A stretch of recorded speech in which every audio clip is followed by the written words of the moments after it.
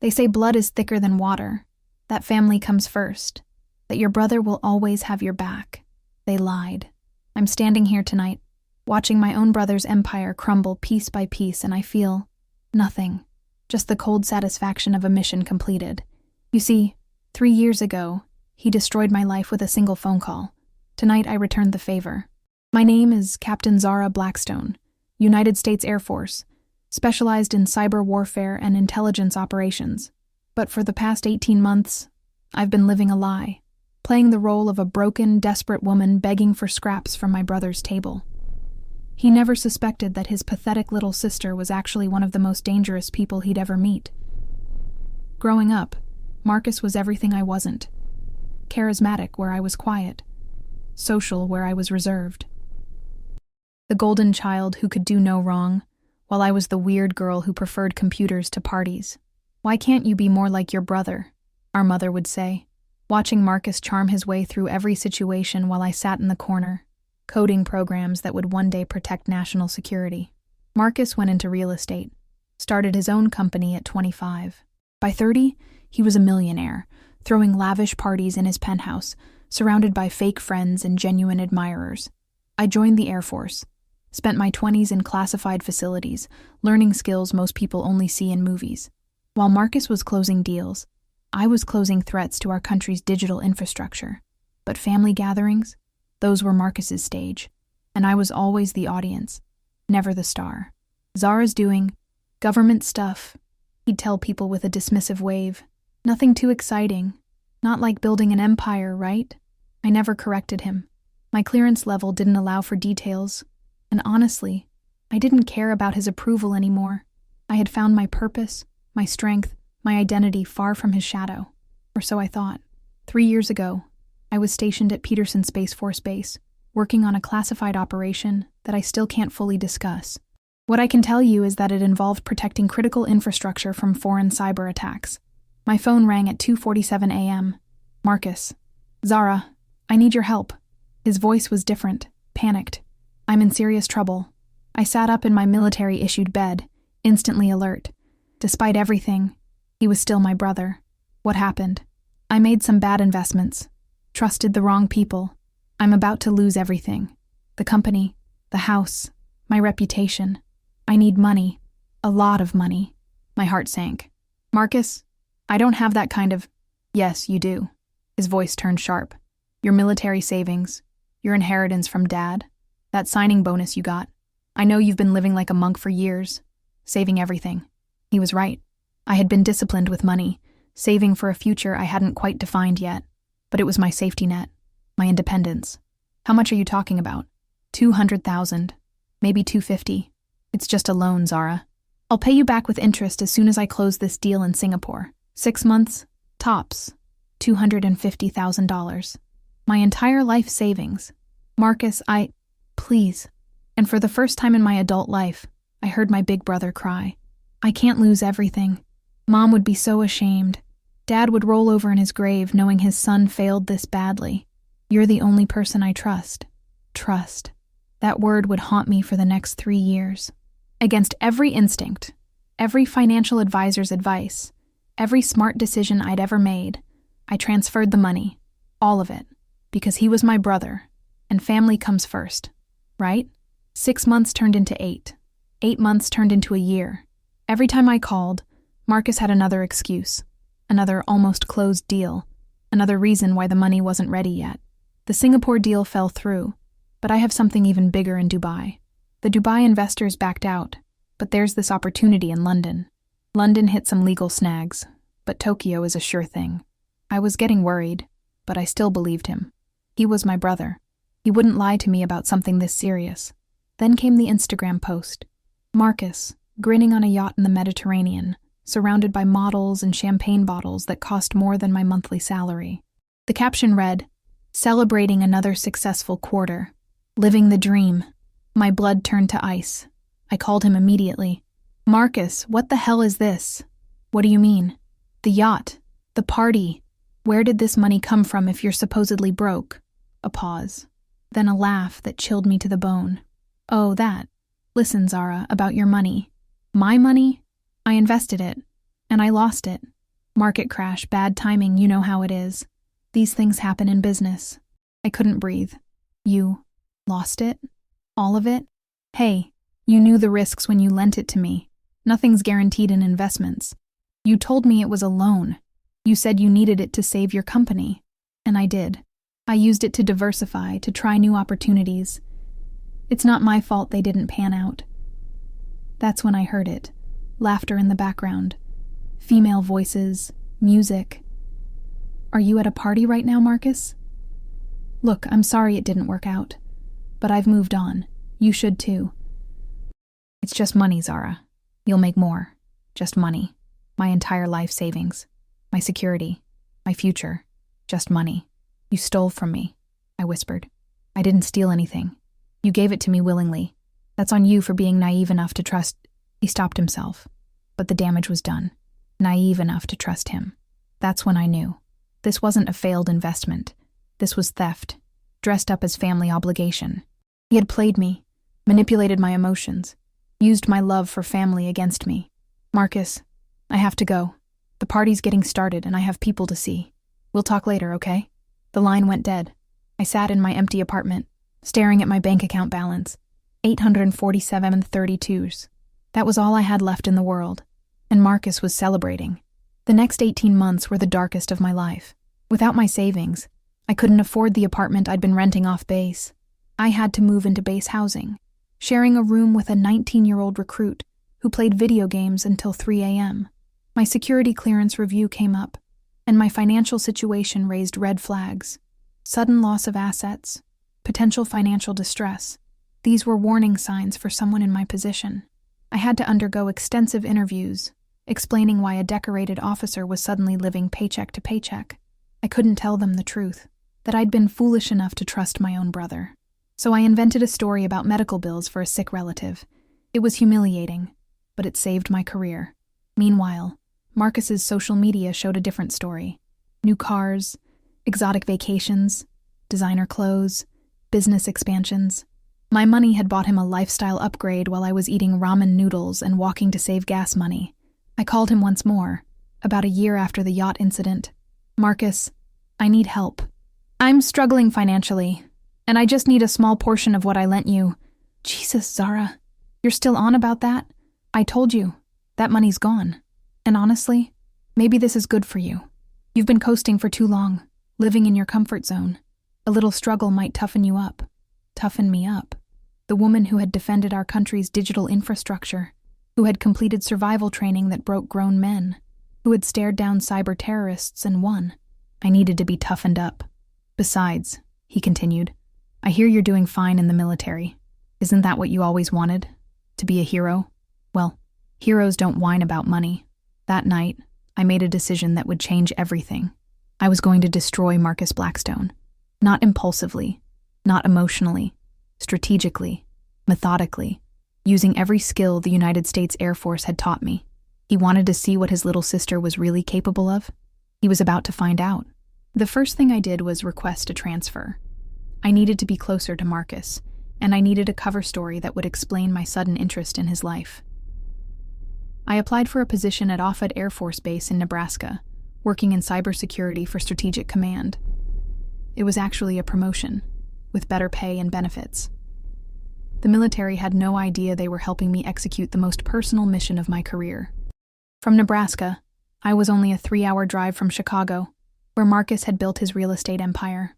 Phase 1, intelligence gathering. For 2 months, I studied my brother like he was a foreign adversary. I learned his business practices, his associates, his habits, his weaknesses. I discovered that Blackstone Realty wasn't quite the success story he pretended it was. Marcus was leveraged to the hilt. His company carried massive debt, hidden behind shell corporations and creative accounting. The yacht, the cars, the lifestyle, it was all financed, not owned. He was living in a house of cards, and all it would take was the right wind to bring it down. Phase 2, psychological profiling. Marcus was a narcissist who craved admiration and feared embarrassment above all else. He surrounded himself with people who validated his ego and discarded anyone who challenged him. His greatest weakness wasn't financial, it was emotional. He needed to be the smartest person in the room, He needed to be seen as successful. He needed to be in control. I was going to take all of that away from him. Phase 3. Establish cover identity. I couldn't approach Marcus as Captain Zara Blackstone, cyber warfare specialist. I needed to be someone else. Someone weak. Someone he could manipulate and dismiss. So I became Zara Williams, my mother's maiden name. A struggling freelance graphic designer who had just moved to Chicago after a bad breakup. Someone desperate enough to reach out to the brother who had abandoned her. I rented a cheap studio apartment in a questionable neighborhood. I bought secondhand clothes from thrift stores. I practiced looking defeated, desperate, broken. Then I made the call. Marcus, it's me. Zara. Zara? Wow, it's been what, over a year? How are you doing? I let my voice shake. Not great, honestly. I left the military. It wasn't for me anymore. I'm trying to start over in Chicago, but things are really tough. A pause. I could practically hear him calculating how this affected him. That's rough, but Chicago's a great city. Lots of opportunities. I was hoping maybe we could meet for coffee. I know things got weird between us, but you're my only family, and I could really use some advice. Another pause. Then, sure, I suppose I could spare an hour. Hook, line, and sinker. The coffee shop he chose was expensive and pretentious, the kind of place where a single latte cost more than I used to spend on lunch. Marcus arrived 15 minutes late, wearing a suit that probably cost more than my monthly rent, checking his Rolex conspicuously. I had dressed carefully for this performance. Cheap jeans, a faded sweater with a small hole near the hem, worn-out sneakers, no makeup, hair pulled back in a messy ponytail. I looked exactly like what he expected. A failure. Zara! He embraced me with the kind of hug you give to distant relatives at funerals, brief and obligatory. You look... He paused, clearly struggling to find something positive to say. Different. I finished for him, sitting down across from him at a small table. Yeah, the last couple of years have been rough. He ordered a large coffee with extra shots and some complicated pastry. I ordered water. Just water? He asked. I shrugged, looking embarrassed, trying to watch my spending. For the next hour, I performed the role of my life. The broken sister, the failure, the cautionary tale. I told him how the military had burned me out, how I'd made bad decisions and ended up with debt, how I was struggling to find work, struggling to pay rent, struggling with everything. Marcus listened with the kind of fake sympathy people use when they're secretly feeling superior. That's really tough, he said, but his eyes were bright with satisfaction. I always worried the military was too intense for you. You were always more sensitive than me. Sensitive. The woman who had interrogated cyber terrorists was too sensitive. I was wondering, I said, my voice small and hopeful. Maybe you could give me some advice. About business, about making money. You've always been so successful. His chest puffed up. Well, I have learned a thing or two over the years. I've been thinking about freelance graphic design, but I don't really know how to find clients. You have such a great network. He tapped his fingers on the table, considering. Tell you what, I might have some small projects at the company. Nothing major, just basic marketing materials. The pay wouldn't be much, but it might help you get started. Perfect. Really? Marcus, that would be amazing. I can't tell you how much I'd appreciate. Of course, family helps family, right? He smiled, and I had to fight the urge to throw my water in his face. Why don't you come by the office tomorrow? I'll introduce you to my marketing team. As we parted ways, Marcus looked genuinely pleased with himself. He had helped his poor, struggling sister. He was such a good person, such a generous brother. He had no idea he had just invited a trained intelligence operative into the heart of his operation. Blackstone Realty occupied 3 floors of a glass tower in downtown Chicago. The lobby was all marble and gold, designed to intimidate and impress. Marcus's name was etched in letters so large you could see them from the street. I arrived the next morning wearing the same cheap clothes, carrying a worn messenger bag that contained more computing power than Marcus's entire IT department. Zara Williams here to see Marcus Blackstone, I told the receptionist, a young woman who looked at me like I was tracking mud on her pristine floor. Marcus appeared a few minutes later, striding through the lobby like he owned the building, which, I had learned from public records, he most definitely did not. Zara, welcome to Blackstone Realty. He gestured grandly at the opulent surroundings. "What do you think?" "It's incredible," I breathed, playing the impressed little sister perfectly. "I can't believe you built all this." "Hard work and smart decisions," he said proudly. "Come on, let me show you around." The tour was a masterclass in ego inflation. Marcus introduced me to his employees as his little sister who's trying to get back on her feet. Each introduction was a small humiliation, designed to establish the hierarchy. Marcus the successful businessman, Zara the charity case. I smiled and nodded and played grateful while memorizing everything: security systems, network infrastructure, employee access levels, financial systems. The marketing department was run by a woman named Jennifer Chen, who looked harried and overworked. "Jen, this is my sister Zara. She's a graphic designer, and I thought maybe she could help with some of our smaller projects." Jennifer's smile was polite but strained. "Of course. We always have small jobs that need attention." Within a week, I was working as a freelance contractor for Blackstone Realty, coming into the office 3 days a week to work on flyers, social media graphics, and promotional materials. The pay was insulting. Marcus was charging clients $150 an hour for design work and paying me $25. But money wasn't the point. Access was the point. Working inside Blackstone Realty was like being an embedded journalist in enemy territory. Every day brought new intelligence about Marcus's operation, and none of it was good. The company was a fraud factory. Marcus was selling properties he didn't own to investors who didn't exist, using money from new investors to pay returns to old ones. It was a classic Ponzi scheme, dressed up in expensive suits and housed in a glass tower. But it was sophisticated. Marcus had learned from other people's mistakes. The paper trail was complex, running through multiple shell companies and offshore accounts. The money was laundered through legitimate real estate deals before being funneled into Marcus's personal accounts. Even better, I discovered that Marcus had been doing this for years, long before he stole my money. My $250,000 hadn't been lost in a bad investment.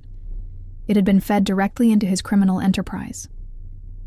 Every dollar he had stolen from me had helped fund the lifestyle he was flaunting on social media. But Marcus wasn't working alone. He had partners, all as corrupt and greedy as he was. There was David Kessler, a disgraced accountant who had been caught embezzling from his previous firm. Rebecca Torres, a lawyer who specialized in setting up untraceable corporate structures. And James Murphy, a former broker who had been banned from trading securities, but had found a new career in real estate fraud. They met every Thursday in Marcus's conference room, thinking they were untouchable.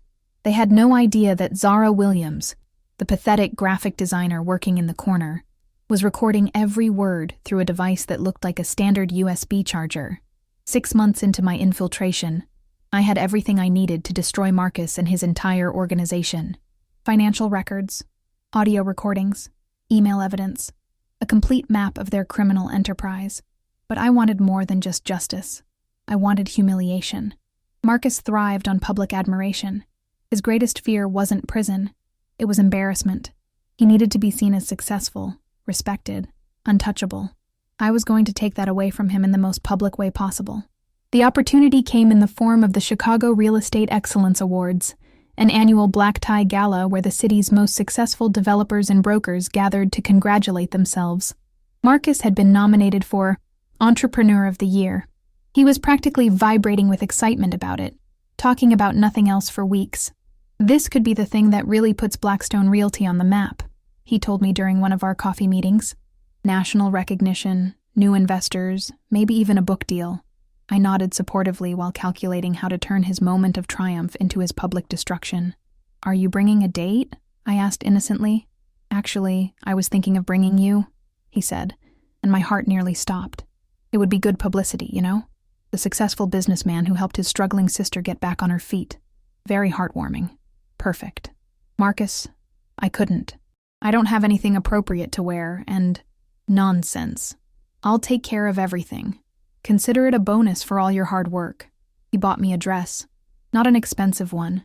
He wasn't that generous, but something respectable enough that I wouldn't embarrass him. I let him think he was doing me a favor while secretly planning his downfall. The gala was held at the Palmer House Hotel, a grand ballroom filled with Chicago's real estate elite. Marcus worked the room like a politician, introducing me to everyone as my sister, who I've been helping get back on her feet. Each introduction was another humiliation, another reminder of my supposed inferiority. I smiled and nodded, and played the grateful charity case while the device in my purse uploaded everything I had collected to secure servers. At 9:47 p.m., Marcus was called to the stage to accept his award. At 9:48 p.m., I activated the final phase of my plan. Marcus stood at the podium, holding his crystal trophy, basking in the applause of 300 of Chicago's most influential real estate professionals. "Thank you so much for this incredible honor," he began, his voice carrying across the ballroom through the sound system. "When I started Blackstone Realty 5 years ago, I had a simple vision: to build something lasting, something honest, something the city of Chicago could be proud of. Honest." The word made my stomach turn. I've been blessed with incredible partners, loyal employees, and the support of my family, including my sister Zara, who's here with me tonight. The spotlight found me at our table, and I waved politely while the audience applauded. Marcus beamed down at me like a benevolent king acknowledging a grateful peasant. "Building a business isn't just about making money," he continued. "It's about trust. It's about integrity. It's about keeping your word, even when it's difficult." The irony was almost too much to bear. That's why I'm so proud to accept this award, not just for myself, but for everyone at Blackstone Realty who has helped make. The lights went out. For a moment, the ballroom was plunged into complete darkness. There were confused murmurs from the audience, the sound of people reaching for their phones. Then the screens came alive. Every display in the room, the main presentation screen, the monitors at each table, even the digital menu boards at the bars, began showing the same thing: financial records, bank statements, email chains, audio transcripts, evidence of Marcus's crimes, laid out in devastating detail. "What the hell is happening?" someone shouted. The lights came back on, but the screens kept rolling. Marcus stood frozen at the podium, staring at his own private emails being broadcast to the room. "We need to move the Singapore money before the quarterly review. Make sure it looks like legitimate property acquisitions. The Williams investment can be written off as a total loss. She'll never know what happened to it. If anyone asks, we're developing properties in Dubai. Have Rebecca create the paperwork." The room erupted in chaos. People were pulling out their phones, taking pictures of the screens, calling colleagues. Marcus was frantically pressing buttons on the podium microphone, trying to make it work. But the sound system was under my control now. Then came the audio recordings. Marcus's voice filled the ballroom, crystal clear through the premium sound system. I invested it, and I lost it. Market crash, bad timing, you know how it is. Hey, you knew the risks when you lent it to me. Nothing's guaranteed in investments. It's just money, Zara. You'll make more. That's on you for being naive enough to trust. The recording cut off, leaving the ballroom in stunned silence. Marcus looked out at the audience of his peers, investors, partners, competitors, journalists, and saw exactly what I had wanted him to see: disgust, shock, recognition of what he really was. "Ladies and gentlemen," I said, standing up from my table, my voice carrying clearly through the room, "I'd like to introduce myself properly." Every eye in the room turned to me. Marcus stared in horror as I walked toward the stage, no longer the broken, grateful sister he thought he knew. "My name is Captain Zara Blackstone, United States Air Force, specializing in cyber warfare and intelligence operations." My voice was calm, professional, deadly. "And Marcus Blackstone, the man you just honored, stole $250,000 from me and used it to fund the criminal enterprise you've just seen documented." The room was silent, except for the clicking of camera phones. For the past 18 months, I've been working undercover in his organization, gathering evidence of systematic fraud, money laundering, and investor theft. That evidence has been simultaneously delivered to the FBI, the Securities and Exchange Commission, and the Chicago Police Department. Marcus tried to speak, but no words came out. "The man you're looking at isn't an entrepreneur. He's not a success story. He's a criminal who built his empire on other people's money and other people's trust." I looked directly at him, including mine. The silence stretched for what felt like hours, but was probably only seconds.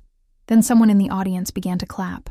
Slowly at first, then others joined in. Not applause for Marcus. Applause for the revelation, for justice, for the moment when truth finally came to light. Marcus stumbled backward, still clutching his worthless trophy, as FBI agents entered the ballroom from multiple exits. 6 months later, I sat in a federal courthouse, watching Marcus Blackstone be sentenced to 12 years in federal prison for fraud, money laundering, and racketeering. His partners received similar sentences. Blackstone Realty was dissolved, its assets seized to compensate the victims. The investigation had uncovered over $50 million in stolen investor funds, affecting hundreds of families. My $250,000 was recovered and returned, with interest. But that wasn't what mattered anymore. What mattered was the look on Marcus's face when the judge read his sentence.